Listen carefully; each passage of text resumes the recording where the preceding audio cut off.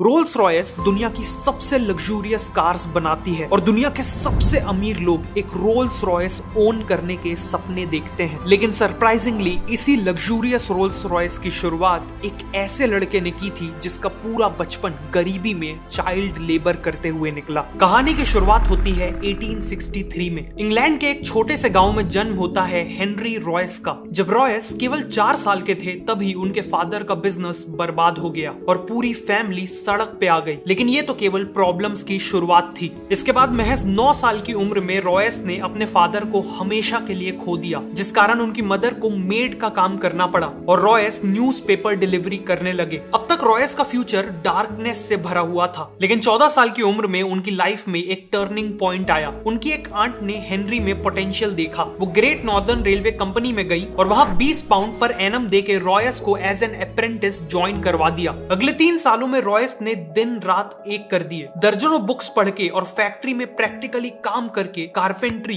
Maths और सबसे important electronics का काम सीखा। 17 साल की एज तक वो एक फुली केपेबल मैकेनिक बन चुके थे। 21 साल की एज आते तक वो मैक्सिम वेस्टर्न नाम की कंपनी में एज एन इंजीनियर काम कर रहे थे। लेकिन फाइनेंशियल डिफिकल्टीज के चलते ये कंपनी बंद होने वाली थी। ऐसे में रॉयस के पास कई और कंपनीज में जॉब लेने का ऑप्शन था, लेकिन उन्होंने अपनी खुद की इलेक्ट्रिकल इंजीनियरिंग कंपनी खोलने का फैसला लिया। उन्होंने अपनी 20 पाउंड की सेविंग्स यूज की और मैनचेस्टर में एक छोटे से ऑफिस स्पेस से शुरुआत की एफएच रॉयस एंड कंपनी की। उन्होंने अपने एक दोस्त अर्नेस्ट क्लेरेमोंट को एज अ पार्टनर भी ज्वाइन करा लिया। इनिशियली सर्वाइव करने के लिए रॉयस को जो भी काम मिला उन्होंने किया, जैसे सुइंग मशीन रिपेयर करना, इलेक्ट्रिकल फिटिंग्स करना वगैरह। लेकिन फिर रॉयस ने देखा कि टाइम के साथ साथ इलेक्ट्रिकल लाइटिंग्स और फिटिंग्स की डिमांड बहुत बढ़ती जा रही है। इसीलिए उन्होंने आर्क लैंप्स, बल्ब होल्डर्स और इलेक्ट्रॉनिक डोर बेल की मैन्युफैक्चरिंग का काम चालू कर दिया और इसी काम ने कंपनी की किस्मत बदल दी। ईयर 1900 तक कंपनी की सेल्स 20,000 पाउंड्स क्रॉस कर गई थी। 38 की एज में रॉयस की एक फैमिली थी और वो एक बहुत बड़ी फैक्ट्री बिल्ड करने का प्लान कर रहे थे। सब कुछ अच्छा चल रहा था कि तभी कहानी में एक ट्विस्ट आता है। 1901 में जर्मन और अमेरिकन कंपनीज ने ब्रिटिश इलेक्ट्रॉनिक्स मार्केट में एंट्री ले ली। कंपटीशन एकदम से बढ़ गया और इलेक्ट्रॉनिक्स इक्विपमेंट के प्राइसेस काफी गिर गए। पूरी कोशिश के बाद भी रॉयस का बिजनेस क्रैश करने लगा और इतनी मेहनत से बनाए हुए बिजनेस को फेल होते देख रॉयस की फिजिकल और मेंटल हेल्थ तेजी से खराब होने लगी। जब रॉयस ने डॉक्टर को कंसल्ट किया तो उन्हें एक सिंपल एडवाइस मिली। ठीक होने के लिए रॉयस को फ्रेश एयर में रहने की जरूरत थी। साथ में उन्हें एक कार खरीदने की सलाह दी गई ताकि वो अपनी बॉडी को बिना स्ट्रेन दिए ट्रैवल कर सके। रॉयस ने एक वेकेशन लेके खुद को ठीक किया और फिर डेकोविल नाम की एक फ्रेंच मेड कार भी खरीद ली। ये कार काफी आवाज करती थी, ब्रेक्स इनइफेक्टिव थे और ओवर हीटिंग जैसी प्रॉब्लम्स भी थी। हेनरी जैसे परफेक्शनिस्ट के लिए ये कार बिलो स्टैंडर्ड थी, इसीलिए उन्होंने डिसाइड किया कि वो इस कार में माइनर मॉडिफिकेशंस करेंगे। लेकिन जाने अनजाने उन्होंने कार को पूरी तरह ही रीडिजाइन कर डाला। ये रीडिजाइन कार ओरिजिनल डेकोविल कार से काफी सुपीरियर थी और यहीं से रॉयस को कॉन्फिडेंस आया कि वो अपनी खुद की कार्स बिल्ड कर सकते हैं और इवन कार्स का बिजनेस भी कर सकते हैं। उन्होंने एक छोटी सी टीम असेंबल की और अपनी नई कार को डिजाइन करना चालू कर दिया। सभी पार्ट्स की ड्राइंग्स बन जाने पर उन्हें वर्कशॉप में कास्टिंग के लिए भेज दिया गया। इवेंचुअली रॉयस की 10 हॉर्स पावर और 2 सिलेंडर्स वाली एक कार शेप लेने लगी और ऑलमोस्ट हर एस्पेक्ट जैसे क्वाइटनेस, लाइटनेस, ड्यूरेबिलिटी और रिलायबिलिटी में ये कार हर मौजूदा कार से बेटर थी। 1 अप्रैल 1904 को इसे सबसे पहले रोड टेस्ट किया गया और अपने पहले ही टेस्ट में इसने करीब 50 किलोमीटर का डिस्टेंस तय किया बिना किसी प्रॉब्लम के। रॉयस ने 2 और कार्स बनवाई सेम मॉडल की और इन्हें टेस्ट कर करके इंप्रूव करने लगे। अब उन्होंने वर्ल्ड क्लास कार्स तो बना ली थी, लेकिन वो अकेले ही इन कार्स को पूरी दुनिया तक पहुंचाने के केपेबल नहीं थे और ऐसे में एंट्री होती है कहानी के दूसरे हीरो की, चार्ल्स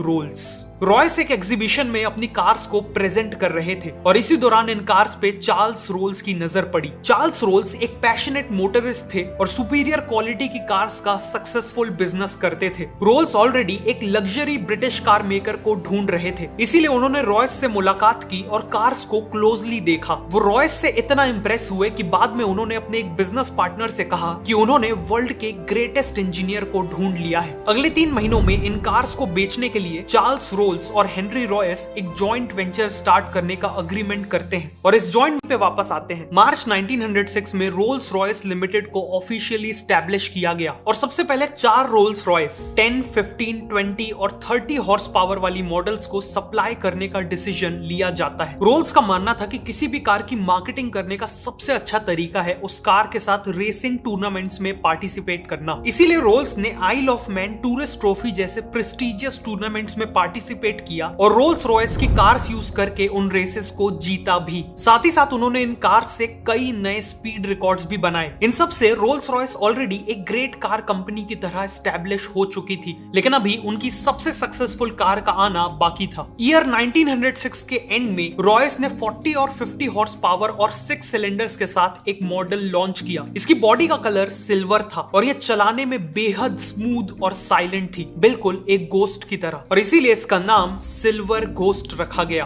कार को मार्केट करने के लिए रोल्स ने 24,000 किलोमीटर का एक इंड्योरेंस टेस्ट प्लान किया, जिसमें सिल्वर घोस्ट को संडेज को छोड़कर 2.5 महीनों तक दिन और रात के लिए लगातार चलाया गया और 24,000 किलोमीटर का डिस्टेंस कवर किया गया। सिल्वर घोस्ट ने बिना किसी इशू के ये टेस्ट पास भी कर लिया। इसके अलावा रोल्स ने कई डेमोन्स्ट्रेशंस ऑर्गेनाइज किए जिसमें उन्होंने सिल्वर घोस्ट को विस्पर टेस्ट से गुजारा। इस टेस्ट में वो कार के बोनट के ऊपर एक कॉइन को बैलेंस करते हुए उसे बिना गिराए चलाते थे, जिससे प्रूव होता था कि ये कार एक्सट्रीमली स्मूथ है। इन्हीं स्ट्रेटजी से सिल्वर घोस्ट चारों तरफ best car in the world की तरह पॉपुलर हो गई और ये उस समय के किंग्स, क्वींस और इंडस्ट्री लीडर्स की फर्स्ट चॉइस बन गई। रोल्स और रॉयस की पार्टनरशिप का डिसीजन एक मास्टर स्ट्रोक साबित हुआ था। उन्हें हर तरफ से सक्सेस मिल रही थी कि तभी एक भयानक हादसा हो गया। कार्स के साथ साथ चार्ल्स रोल्स एविएशन के लिए भी काफी पैशनेट थे। 12 जुलाई 1910 को वो राइट फ्लायर नाम का प्लेन उड़ा रहे थे। फ्लाइट के दौरान एयरक्राफ्ट का टेल सेक्शन टूट गया और प्लेन 100 फीट की ऊंचाई से क्रैश कर गया। इस हादसे में 32 साल के चार्ल्स रोल्स ने अपनी जान गंवा दी। अनफॉर्चुनेटली एयरप्लेन एक्सीडेंट्स में जान गंवाने वाले वो ब्रिटेन के पहले इंसान बने। इस हादसे ने रॉयस को डीपली इंपैक्ट कर दिया था। वो इस लॉस से उभरने की कोशिश कर ही रहे थे कि 1911 में उन्हें एक और झटका मिला। उनकी हेल्थ तेजी से खराब होने लगी और डॉक्टर्स ने बताया कि उन्हें बॉल कैंसर है। उनका एक मेजर ऑपरेशन हुआ, लेकिन इसके बाद भी डॉक्टर्स ने कहा कि वो केवल 3 महीने ही जी पाएंगे। इस हालत में भी रॉयस बेड से ही सिल्वर घोस्ट के डिजाइन और इंजीनियरिंग को इंप्रूव करते रहे और फिर एक मिरेकल हुआ। देखते ही देखते 3 महीने बीत गए और रॉयस ने 100% रिकवरी अचीव कर ली। वापस आने के बाद रॉयस ने सिल्वर घोस्ट में मेजर इंप्रूवमेंट्स किए। ग्राउंड क्लियरेंस बढ़ाया गया, सस्पेंशन को इंप्रूव किया गया और शैसीज को भी स्ट्रॉन्ग बनाया गया। इसी दौरान रोल्स रॉयस ने देखा कि कार्स के बोनेट पे पर्सनलाइज मैस्कॉट्स लगाने का एक ट्रेंड चला है, लेकिन कंपनी चिंता में थी कि लोग इनएप्रोप्रिएट मैस्कॉट्स लगा रहे हैं जिससे रोल्स रॉयस की इमेज नेगेटिवली इंपैक्ट हो सकती है। इसीलिए उन्होंने खुद का मैस्कॉट डिजाइन करवाया। इनके मैस्कॉट में एलेनोर थॉर्टन नाम की ब्रिटिश एक्ट्रेस और मॉडल को यूज किया गया है। ये स्कल्पचर एक वुमेन को आगे की ओर लीन करता दिखाता है। उनके हाथ पीछे की ओर स्ट्रेच्ड हैं और उनके ऊपर तेज हवा पड़ रही है। ये मैस्कॉट एक सेंस ऑफ ग्रेस, फ्रीडम और स्पीड को सिंबलाइज करता है। इसका नाम है स्पिरिट ऑफ एक्सटेसी। एक्सटेसी का मतलब है ओवरवेलमिंग हैप्पीनेस। इन सभी इंप्रूवमेंट्स के चलते रोल्स रॉयस की सेल्स और प्रॉफिट्स एक्सपोनेंशियली ग्रो कर रहे थे। 1913 तक उनका प्रॉफिट 90,000 पाउंड से भी ज्यादा हो चुका था और ब्रांचेस को इंटरनेशनली एक्सपैंड करने के भी प्लान्स थे। लेकिन फिर से कुछ ऐसा हुआ जिसने रोल्स रॉयस को ऑलमोस्ट बर्बाद कर दिया।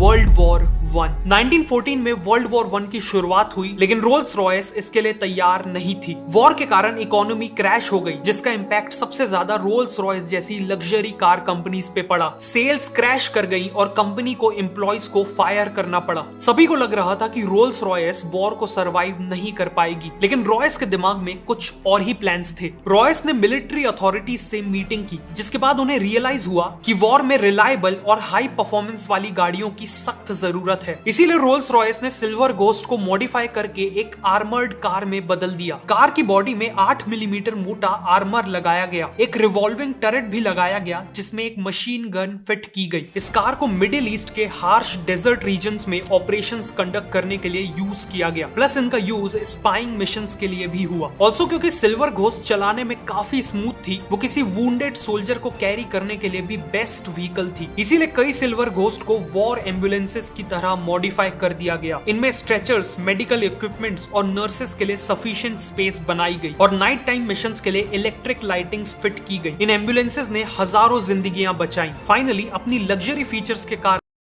वॉर के दौरान रोल्स रॉयस कार्स को high ranking officers, diplomatic missions और किंग मैसेंजर्स के द्वारा भी यूज किया गया। मिलिट्री के साथ क्लोजली काम करते वक्त रोल्स रॉयस को रियलाइज हुआ कि ब्रिटिश एयरफोर्स अपने एयरप्लेन इंजन्स के लिए फ्रेंच कंपनीज पे हेविली डिपेंडेंट थी और गवर्नमेंट डेस्परेटली चाहती थी कि कोई ब्रिटिश कंपनी ही उन्हें इंजन सप्लाई करे। इसी अपॉर्चुनिटी को देखते हुए रोल्स रॉयस ने एरो इंजन मैन्युफैक्चरिंग में एंट्री ले ली। रॉयस ने खुद एरो इंजन डिजाइन सीखा और 1915 में लॉन्च किया अपना पहला इंजन, द ईगल। ये इंजन कंपटीशन के मुकाबले ज्यादा रिलायबल, लाइट और फ्यूल एफिशिएंट था। इसीलिए ब्रिटिश एयरफोर्स ने साल के एंड तक 500 ईगल इंजन्स का ऑर्डर दे दिया। लेकिन रॉयस यहाँ नहीं रुके। उन्होंने 1915 एंड में लाइट एयरक्राफ्ट के लिए हॉक इंजन बनाया। 1916 में ईगल का स्मॉलर वर्जन फैल्कन इंजन बनाया और 1918 में लार्ज और लॉन्ग रेंज एयरक्राफ्ट के लिए कॉन्डोर इंजन बनाया। इन इंजन्स के कारण ब्रिटेन को aerial combat, spying missions, anti submarine operations और बॉम्बिंग मिशंस, इन सभी में एक मेजर एडवांटेज मिला और यही उनकी जीत का एक इंपॉर्टेंट कारण बना। रोल्स रॉयस का एरो इंजन मैन्युफैक्चरिंग में एंट्री लेना एक ब्रिलियंट स्टेप साबित हुआ और आज भी हजारों कमर्शियल एयरक्राफ्ट्स और मिलिट्री एयरक्राफ्ट्स में रोल्स रॉयस के ही इंजन्स यूज किए जाते हैं। 1918 में वर्ल्ड वॉर 1 खत्म हो गई और अगले 15 साल रॉयस ने कार्स और एरो इंजन दोनों पे फोकस किया। उन्होंने एक स्मॉलर और चीपर कार लॉन्च की जिसका नाम था 20। अनफॉर्चुनेटली 20 की सेल्स ज्यादा इंप्रेसिव नहीं थी। 1925 तक लग्जरी कार मार्केट में बेंटली,